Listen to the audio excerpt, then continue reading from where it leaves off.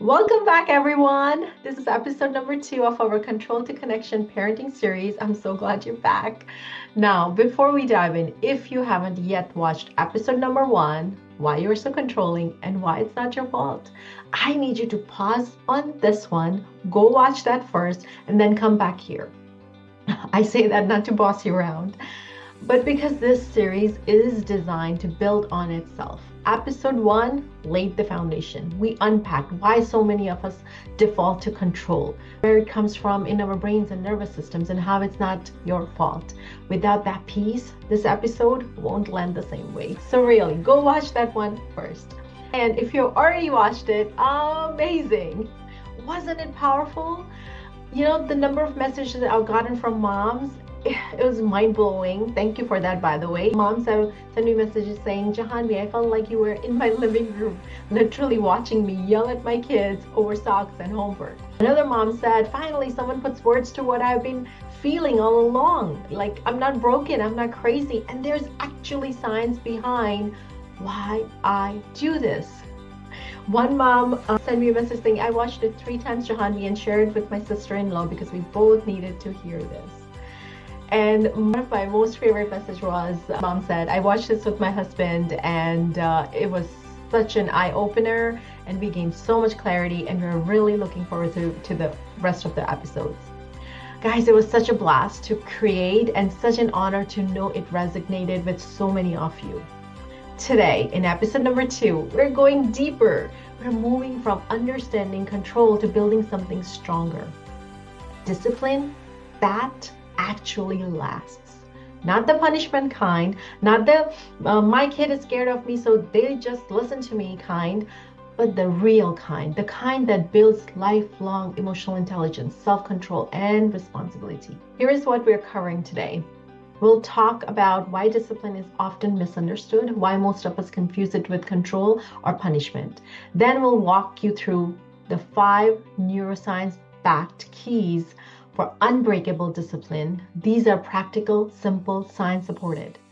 Number 3, I'll share real-life stories from my clients, from my own kids, and even some funny little moments you will totally relate to.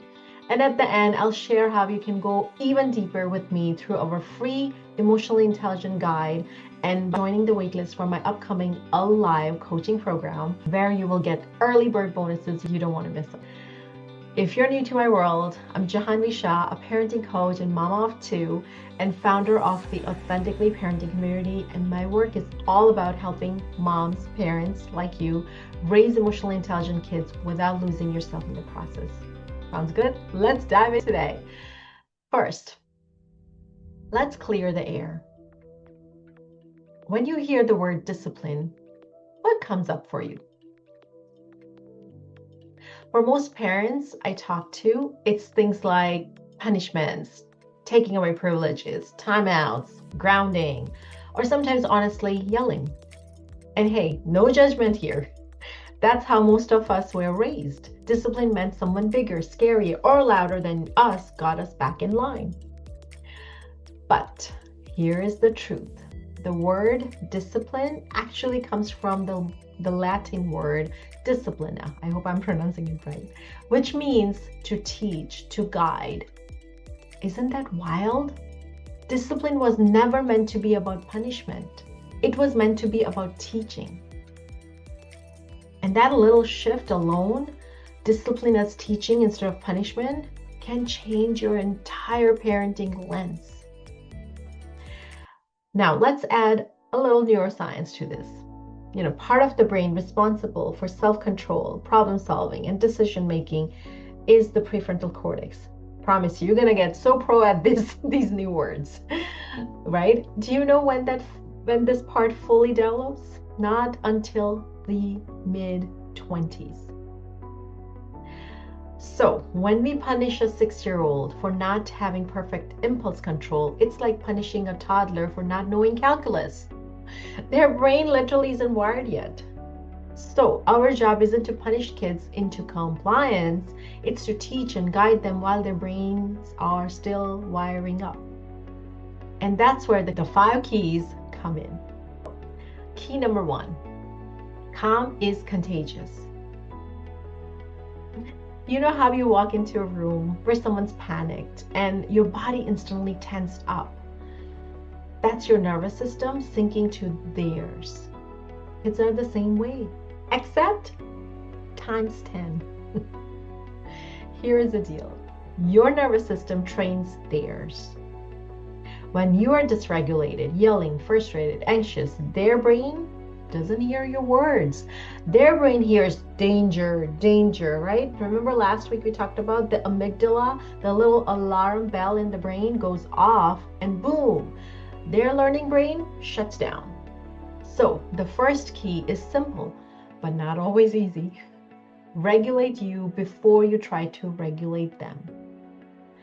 One of my clients told me her daughter melted down every morning before school about socks. You know those seams in socks that suddenly feel like the end of the world? I went through that with my son too, by the way, right? Every morning, screaming, crying, shoes flying. Mom was about to lose it. But after learning this key, instead of yelling, she paused, took a breath, and said out loud, okay, I'm calming my body first. Her daughter watched her do that and then started breathing too. The meltdown cut in half that morning, and over time it almost disappeared. Why? Because calm is contagious. And listen, again, it's staying calm when your kid is painting with your Sharpies on the wall.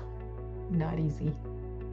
But that's the point. They need your calm the most when they are the least calm. So moms, here's your mantra. Regulate you before you regulate them. Key number 2, co-regulation builds inner discipline. Here is where so many traditional parenting methods miss the mark. We think discipline means isolation. And here is the biggest myth. If you send a kid to timeout, they will think about what they did. Magically, they will learn better behavior. Is it working? Let me ask you that. Is it working? No. What actually happens is they sit there stewing in shame, disconnected from you, and their brain's learning center stays offline. So remember, timeout is not time to learn. Picture this, your child's brain is like a fire alarm going off. Isolation doesn't teach them how to shut it off. It just leaves them alone, panicking.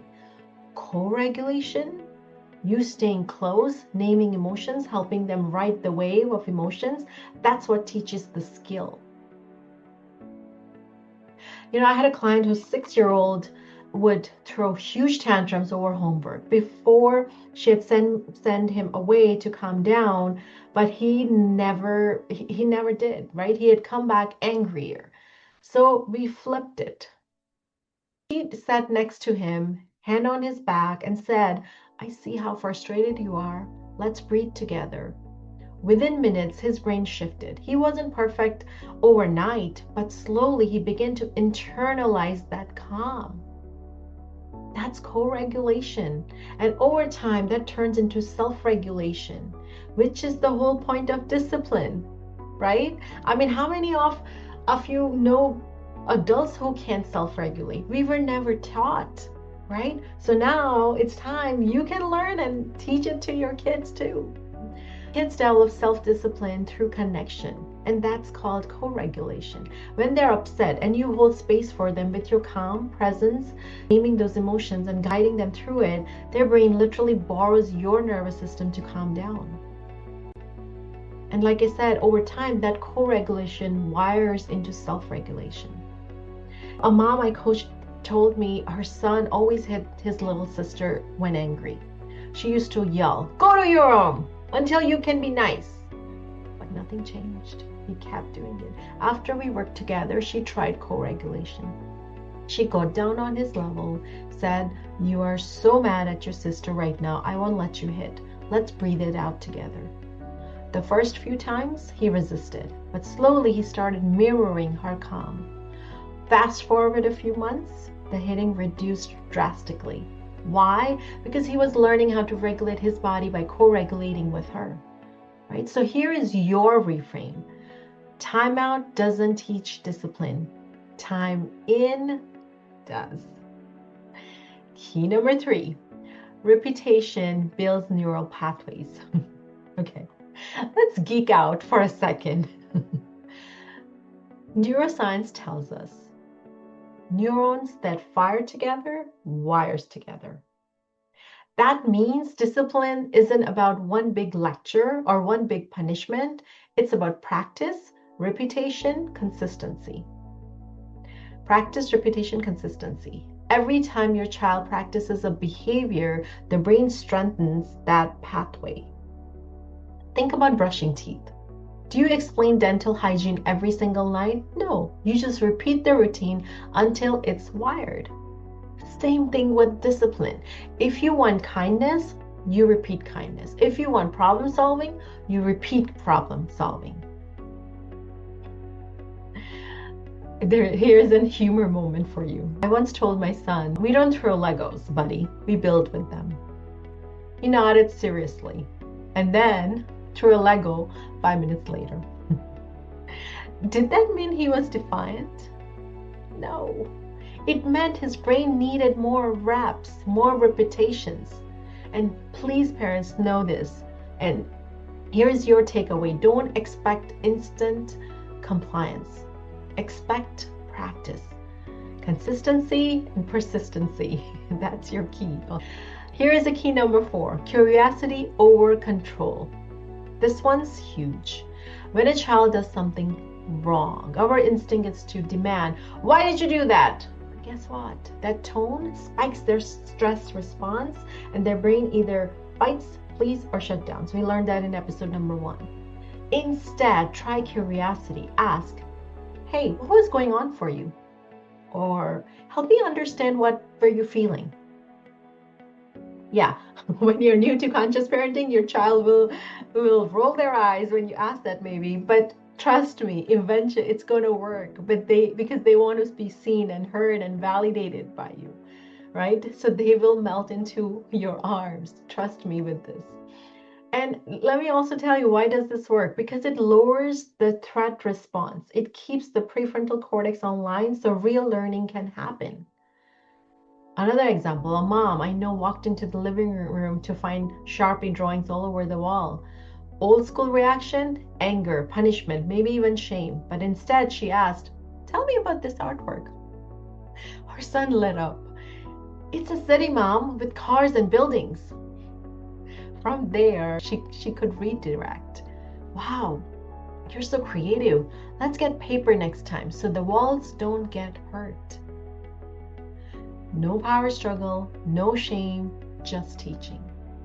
Discipline means to teach, not to scare. Curiosity keeps that teaching door open. Make sense? Right? So here's your mantra. Choose curiosity over control. Key number 5. Play is discipline in disguise. Here is my favorite. I call this favorite because this was the toughest one for me to crack. You know, moms, play is discipline in disguise. And we could do a whole different episode why, this play thing is hard for some of us, some moms here. I bet. If that's you, please let me know in the comments. So maybe I'll do a video on that because I know a lot of us find play very difficult. If that's you, let me know in the comment. I would love to do a video on that. Okay, anyways. So, you want better listening, more cooperation? Use play. Why? Because play lowers cortisol, boosts oxytocin, and opens the brain's learning centers. Kids listen better when they feel safe and connected. Instead of yelling, put on your shoes now, try, let's see if you can beat me to the door. Instead of stop yelling, try, can we make our voices as quiet as tiny mice? Right? I did this with my son once when he refused to brush his teeth. Instead of demanding, I handed him the brush and said, okay, you brush my teeth first. He burst out laughing, brushed the air near my mouth, and then handed it back. Suddenly, he was willing. That's the power of play. Discipline sticks when the nervous system feels safe, guys, and play is the shortcut to safety. It's their primary language. So let's recap the 5 keys. Number 1, your calm is contagious. Number 2, co-regulation builds inner discipline. Number 3, reputation wires the brain. Number 4, curiosity builds control. And number 5, play makes discipline stick. Notice what's missing here.